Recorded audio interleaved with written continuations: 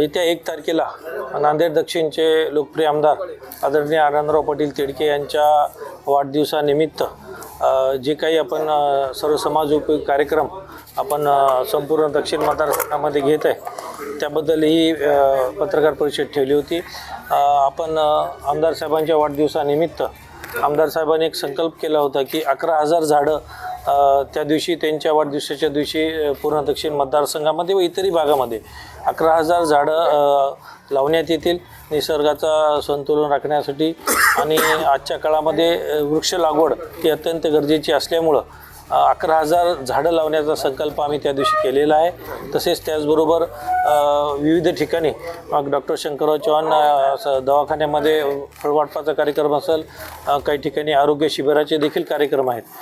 बऱ्याचशा ग्रामीण भागातील शाळांमध्ये वह्या पुस्तक वाटपाचा सुद्धा कार्यक्रम आपण त्या ठिकाणी ठेवलेला आहे।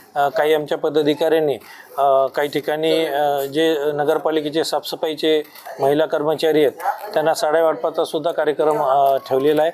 असे विविध कार्यक्रम येत्या 1 तारखेपासून ते 2-3 दिवस हे सर्व कार्यक्रम दक्षिण मतदारसंघामध्ये घेण्यात येणार, त्यासाठी बैठक ठेवण्यात आली होती।